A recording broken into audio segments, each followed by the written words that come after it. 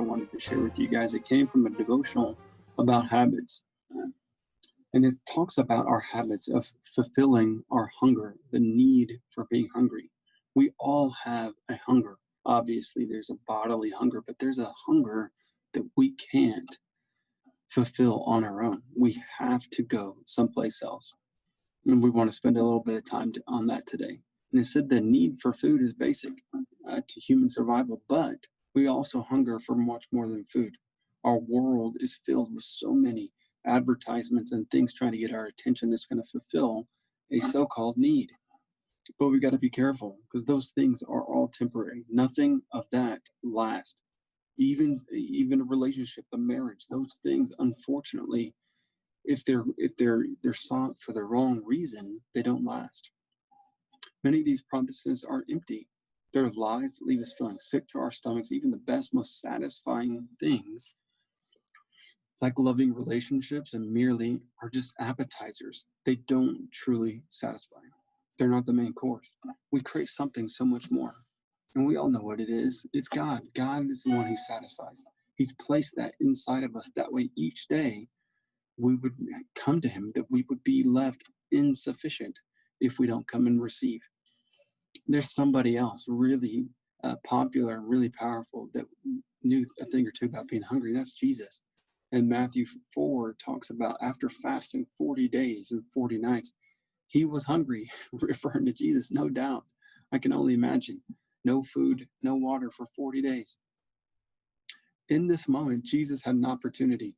He was physically weak, and Satan, the tempter, the deceiver, the destroyer, came. You better believe anytime you're hungry, which is every day, Satan's coming to fulfill that hunger with something other than God. So Jesus didn't take the bait. We all know that. But what did he do? He remembered, he started off remembering back to someone else that was hungry. The Israelites, they were wandering in the desert and they were fed manna.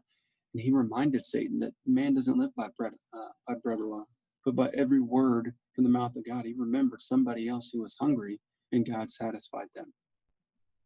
Take that in for a moment.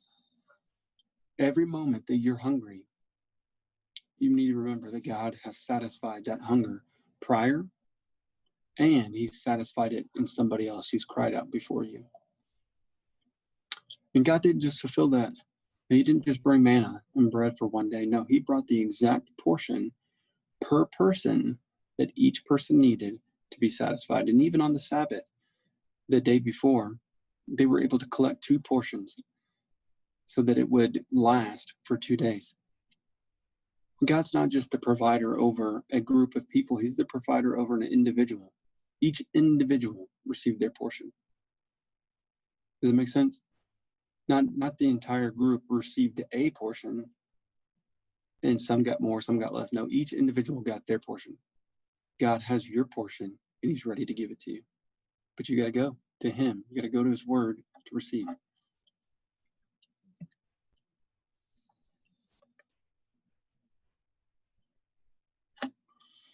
That manna to us, again, is just a manifestation of what God wants to do. It's the presence of God that we all hunger for each and every day. And I know for me, God's been cultivating this. He's been cultivating it in me, how I receive it, when I receive it, the reasons why I receive. It's been an amazing journey these past couple of years. And I know for me, he's really cultivated my morning time. Now, I'm not a big sleeper as it is. I'm not a big fan. I'll get what I need and I'll just kind of move about my day. But I will tell you that I've been waking up in the morning and going on a walk. Now, these walks used to be just kind of prayer time. And there's nothing wrong with that. I would have an hour prayer time, just kind of walk, cruising around, listening. Sometimes I would just listen to podcasts. Now, I do a little bit of everything. I'm walking. I do anywhere between 5 to 8 miles every morning, just kind of cruising, depending upon if I have to sit down and really just take in what God told me. But I'm reading. I'm reading. And it's speaking so heavy to me. I'm just reading. And then, I used to be closed-minded and I would have 8 questions. And I still have those 8 questions. Don't get me wrong. They're very important to me about what I want God to speak to me every day. But he just has been overflowing and speaking to me in so many different areas, showing me that my one word that I give you is powerful enough, is strong enough, is multifaceted enough to speak in so many different ways. I can speak to you about your relationships and your business. I can speak to you about your finances and your health. I can speak to you about tomorrow and yesterday. I implore you guys to widen your vision, to lay down whatever box that you got God in at this moment and invite him to speak to you. Invite him to fulfill that need. Now, that hunger is for his presence, but his presence doesn't come without action. And we're going to jump into that later. But the first thing is we have to know where to go get our hunger met. What fills us? Do you recognize that it's God? Or are you going to, because every day, if you go to the world and you get that spoonful of whatever it is, spoonful of relationships or spoonful of resources, money or job, you're going to have to go back the next day because you're starving. There's no satisfaction. And sometimes it's the same day. Sometimes you're just receiving resources. There's plenty of wealthy people out there who are unsatisfied because they have no purpose. There's plenty of people who are in wonderful jobs that are unsatisfied. There's plenty of people who are married in relationships and unsatisfied because they're going to the wrong source. I encourage you and I implore you to step up and go to the other source.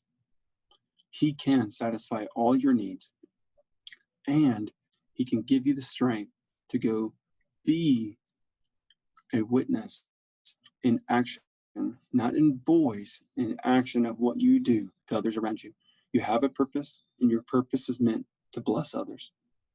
I look forward to seeing you guys each and every Wednesday, 6:30 to 7:30 Central Time. Feel free to pop on. It's virtual. We'll probably remain that way for a while.